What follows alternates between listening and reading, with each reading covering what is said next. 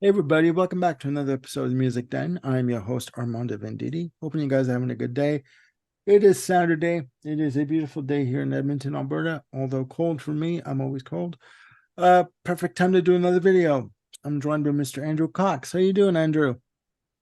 Doing great. It's very sunny outside here in Sherwood, Oregon, right outside of Portland, but it's kind of cold and we're expecting rain this evening, quite a bit of rain. So rain's here quite a bit. So Yeah. Well, it is November. It's almost Christmas. Like holy shit! Like yeah, 5 weeks to Christmas, something like that. Like, yeah. can you believe it? I mean, yeah. Here by this point, we should have like 10-foot snow drifts outside, but we're not. It's like unusually warm.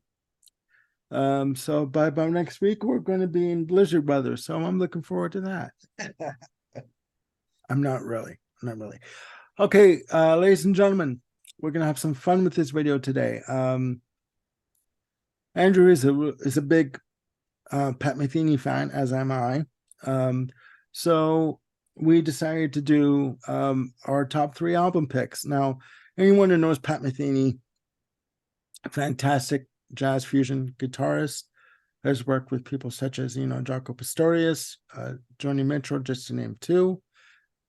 Has a shitload of albums in his catalog through Pat Metheny Group. So we just decided to pick three of our favorite because there's a lot to go through. If you go to Wikipedia and check them out, forget about it. It's like you need to bring a lunch with you and a coffee for midway through when you're looking through the albums. Am I wrong? I mean, No, not at all. There's a lot. yeah. So, Andrew, why don't you just quickly tell us how you came to know about Pat Metheny and what drew you to his Okay, music? this goes all the way back to my high school.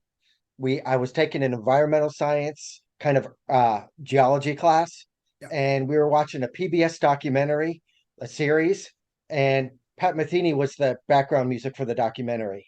Really? So I really I enjoyed it.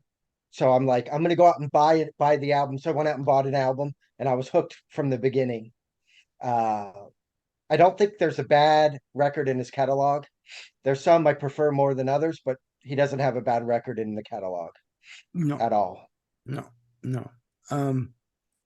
Well, my experience or exposure to Pat Metheny, it's pretty much the same. I first heard his name linked with David Bowie when from the soundtrack of The Falcon and the Snowman. Um, from what I understand, the music was better than the film, actually. Um, and the track "This Is Not America." And then in still in high school, that was 1987. I heard a track called "Last Train Home," and beautiful instrumental. I was hooked. I was like, oh, and I realized, okay, oh, this is Pat Metheny, right? Because the video was played in Canada quite often, quite regularly on Much Music when Much Music was around in Canada, and I just loved his stuff. Went away for a bit, came back to it later on, but you're right. There is not one bad Pat Metheny album. Ugh.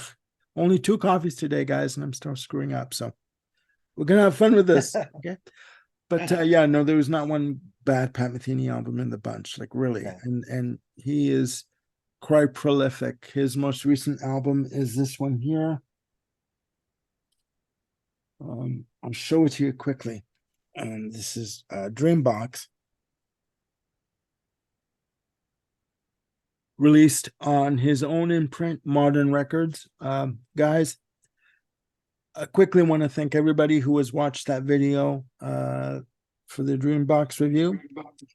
And if you haven't, please go check it out. Check this album out. This is just him on baritone guitar and acoustic guitar. Just amazing.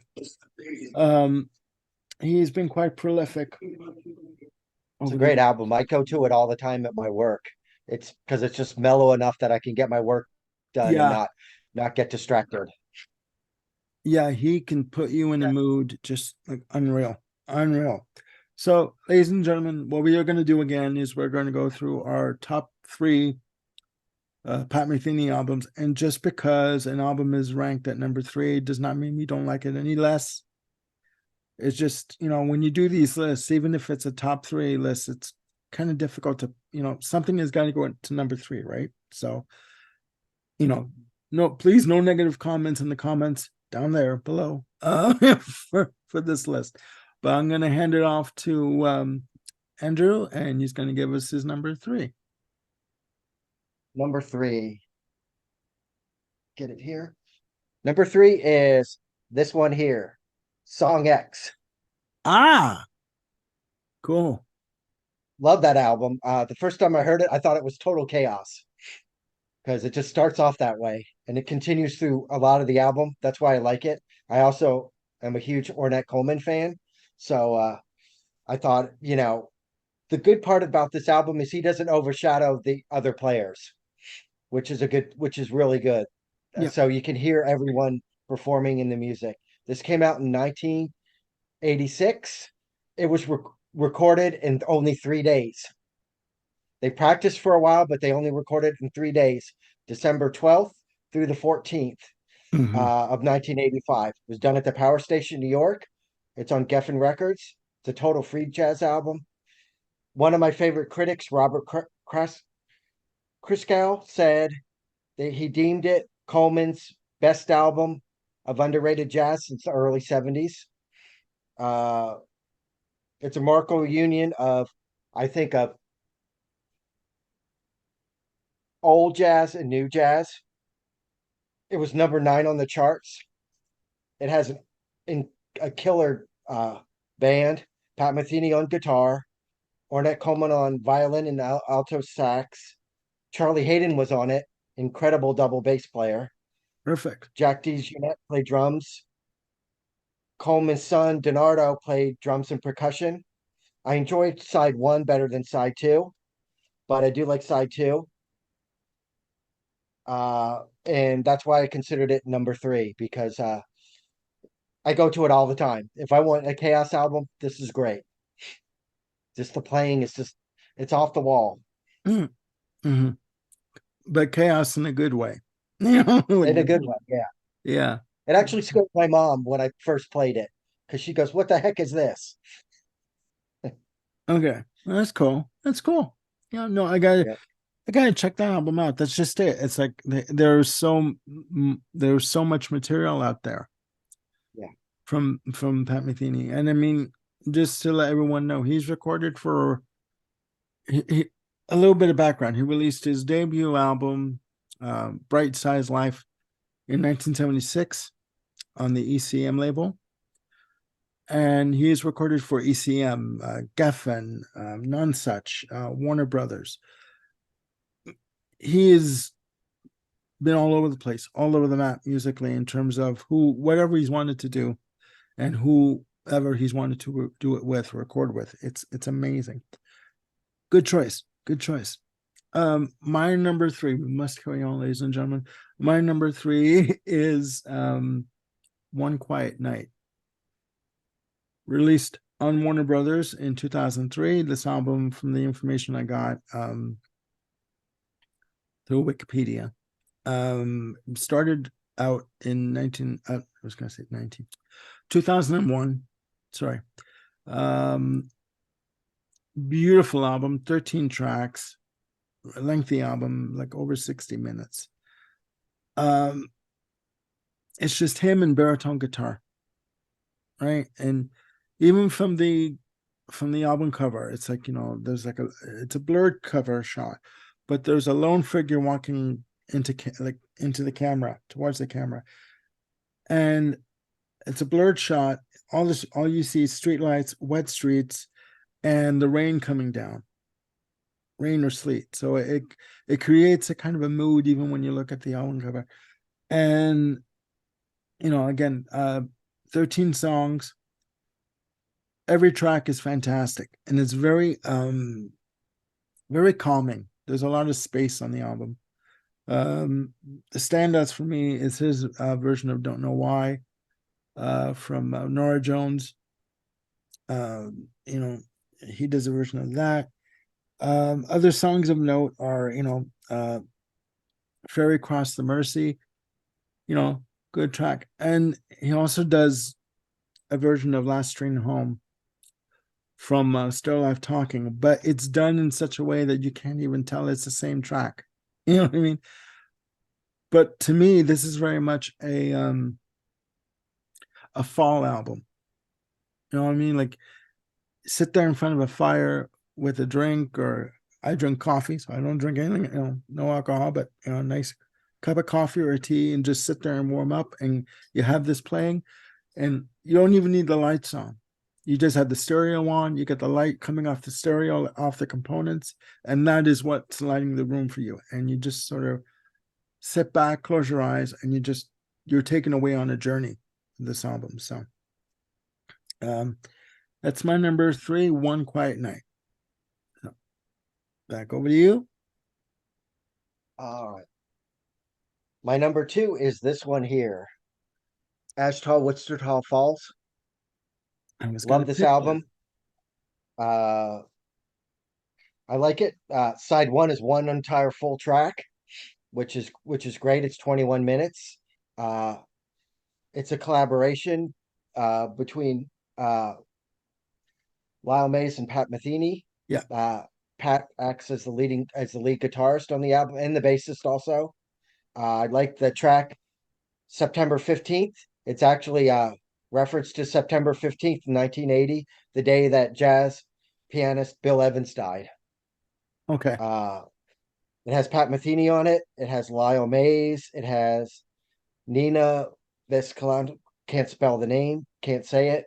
It's okay. Uh, It's okay. uh, it's recorded at Talent Studios, Oslo, Norway.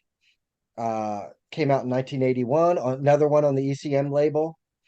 Uh, really love this album. I like it just for the first track because I can basically zone out to the first track, and if I ever feel like I'm stressed out, that first track, uh Ashtal Wichita Falls is so good. And it's also a play on words because he picked the name of Wichita Falls, uh Texas, and then Wichita, Kansas. Yeah. So that that's why I love this album. I also like the cover too. It's kind of eerie.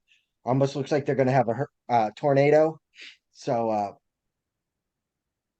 love the album. So that's what I picked for my number two. That's a good pick. I downloaded that album on my system, and I think it's a great album. I'm trying to find a copy that doesn't cost like over $50 to get. You know what I mean? Yeah, There is something, called a budget. You know what I'm trying to say? And it's like yeah. it's very difficult to find a copy of this, but no, that's a good album. My number 2 is the one album that, or the one track on this album kind of got me really into Pat Metheny. The album is Still Life Talking from 1987, another release for Geffen Records. 7 tracks on the album. Starts off with the track Minuano, which is a Metheny Laumez composition. Fantastic. Also, So It May Secretly Begin is another fantastic song. Very ethereal keyboards on this piece. Sprawling piano passages on this, and you've got Lau Mays playing on any album that you're working on. It's always going to be fantastic. For me, the centerpiece for the album is, on track 3, end of side 1, Last Train Home. Beautiful, beautiful drum rhythm going on with the brushes playing, very soft, very ethereal piece of music. Also with the guitar, just amazing. Also, side 2 starts off with It's Just Talk. Fantastic. Also, Third Wind. on side two, track two, 8 minute plus, another Metheny Mays composition. I like the fact that it goes into different sections, like just the different time signatures, different sections. So yeah, I mean, great album. Also, Distance, which is another Mays composition. Just a little short 2 minute 45-second piece. Beautiful, beautiful textured synths on this, and it ends with a piano piece called "In Her Family," which is just like a 3 minute plus track, and it's just a beautiful emotional piano ballad. And I like the fact that he ends off on a very soft note on this album. Fantastic. And for as much as I love this album, you think it'd be my number one, but that one's coming up. So back over to Andrew for his number one. My number one is American Garage. Ah, perfect. The reason I like it. It was the first album I ever bought from him, so it kind of has a lot of meaning for me. I also Yeah. like the cover with all the Airstreams on it, just for the fact that I grew up. Friends of my parents had an Airstream, and we used to travel in it. Yeah. Uh, there's a lot of good tracks on this album. Like I like The Search. I like Cross the Heartland. It's a more upbeat album than a lot of the Metheny albums. Mhm. Uh, uh, Lyle Mays and Pat Metheny wrote the album. It's another ECM label album. It's his second album. Came out in 1979. Uh, there's one track on it that Pat doesn't like too much. It's called The Epic. He says it's kind of all over the place. Uh, this was a number one album on Billboard charts. It's got a great lineup: Pat Metheny on guitar, Lyle Mays on piano, Mark Egan on bass, Dan Gottlieb on drums, I think. And Yeah. the reason why I like it is because it was the first album I ever bought, and it's the one that I go to all the time if I want an upbeat kind of jazz fusiony album. It's Yeah. the one that I want to go to more than some of the other ones, which are a little more mellow or more. You have to have time to listen to it, and this one you can just play it and it kind of rolls. And I just really love this album, and I play it usually at least a couple times a month. Really? Okay. Yeah, That's cool. That's cool. That's to me, that's what an album is supposed to be. It's like it sort of wakes up certain feelings in you, and you know what I mean, that you just want to experience again and again, right? Um, so let me just ask you a quick question before I give you my number one. Do you, because I just saw an article, a saying that I shared, an article, sorry, a saying that I shared on my Facebook from Alex Lifeson, and I shared on my Facebook feed, and it said that, something like, call me old fashioned, but I believe in albums as a whole, not just singular tracks. Like he loves to listen to albums from start to finish, and that's the generation he grew up in, and that's what he feels, is missing these days. Do you feel that? Do you agree with that? Or yeah, I agree that I buy the album for the whole entire album, not just for a single. If I'm gonna buy that, I'll buy the single album, just the the a CD with just the single on it if that's what I want. yeah, But I tend to buy the album because I want to listen to all the tracks and give them a chance and see if they flow together and get something out of it other than, hey, I like this track. Well, I could listen to the radio if I want to do that, you know. exactly, exactly. Okay, no, I agree with you. Um, all right, well, my number one, ladies and gentlemen, is from 1992. It's Secret Story, released through Geffen. This is a long album, something like 76 minutes plus, 14 tracks. This is listed, when you look it up online, it's listed as a jazz fusion slash world music album. There are albums, when you listen to them, for me, that I know that I'm just gonna have, listen to the album for the rest of my life, kind of thing. And this is one of them. To me, it's one of those albums. It kind of brings up where it's like, it's like a nice summer day, early afternoon. You open the windows, you have like, you hear like somebody cutting their lawn outside, and like you can smell the fresh cut grass coming through the window and like a summer breeze coming through. This is that album for me. You put it on, and um I don't know if you ever did this as a kid, but you could put the album on, right? And you go sit outside. You've got the windows open. You can hear it coming through the window. Like you can sit on your front step, and you can hear the album playing. This is that album, right? It starts off with Above the Treetops, and in my notes I put The Adventure Begins, right? Because that's how it feels like. It's like a morning, wake up in the morning, you start your day, and you just feel like an adventure is waiting for you, right? When you walk out your front door. And to me, that's how this album starts off with. And other songs like Facing West, beautiful medley on that.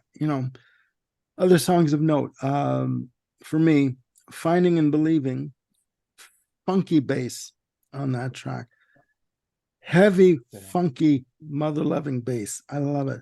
And it's one of the longest tracks on the album, 10 minutes.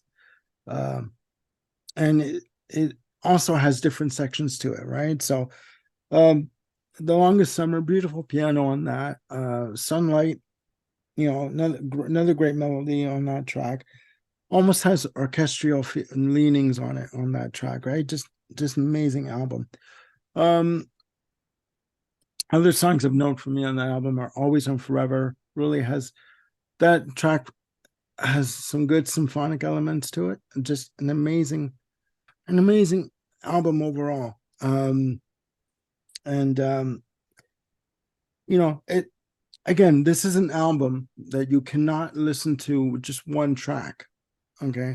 I mean, I'm not going to go through all the track listing. It's 14 tracks, very long album, but all the songs flow together beautifully. Right. There's also very beautiful vocal phrasings on various tracks, and it's just beautiful. Another track, the Gorgeous Antonia, it is a beautiful album from start to finish. It's the kind of album where you can put on, do your stuff around the house, make sure you got it loud enough that you can hear it wherever you are in the house. But it is a beautiful album, very emotional album for me, very beautiful. So yeah, that's my number one. Yeah, it's a pretty short episode, guys. Like it's not, maybe we could have gone top 5, but you know what? I think, 3 is pretty good. So do you have any other like honorable mentions? I don't myself, but I do.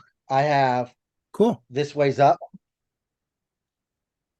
That's a And speaking of now, I like both of those. cool. I also like Dreambox too. Yeah. Yeah, I'll show it. Just 1 second again. Let me grab it. Yeah, Dreambox is a good one. I didn't even know Dreambox was coming out until the day that it was released. So here you go, guys. Dreambox. Check this one out. Fantastic. So, guys, there you go. Those are top 3 albums. I didn't have any honorable mentions because there's too many to pick. Right? I mean, Yeah, there is. Everything's good. Everything is good. If you are into jazz fusion and you like guitar-led instrumental music, Pat Metheny is the artist for you. So please check out any of these albums that we mentioned. Even the honorable mentions. There's no right or wrong answers with this stuff, right? I mean, it's opinion, right? There's nothing, no one is wrong. There are no wrong answers again. So I want to thank Andrew for coming on and joining me for this episode, and hopefully you had a good time, and hopefully we'll do another episode soon together. If you're up for it. Thank you. Yeah. Thank you, everyone. So just a quick note. I will be doing two more shows we're recording tonight. Bill Schuster and his son Neil are going to be joining me, and Ryan Gavalier. We're going to be doing 2 episodes. We're going to be discussing this little piece of, I guess you call it, history. The re-recording of Dark Side of the Moon from Roger Waters. And our second episode is going to be our favorite greatest hits albums. We've picked 3 each, and Bill's going to do some honorable mentions. So will I. I've got 1 honorable mention. So please join us for that. It's going to be a fun show. So, and coming up on the 24th of November, I'm going to be doing an episode with Mr. Peter Canty's coming back on the channel. We're going to be doing our top albums of Thin Lizzy. We're going to be ranking our Thin Lizzy albums. That's 12 albums, so that's a lot of albums to listen to. So that's coming up. So please, everyone, look after yourselves and one another, and we will see you soon with another video. So for Mr. Andrew Cox, I'm Armando Venditti. Have a good day, and we'll talk very soon. Bye for now.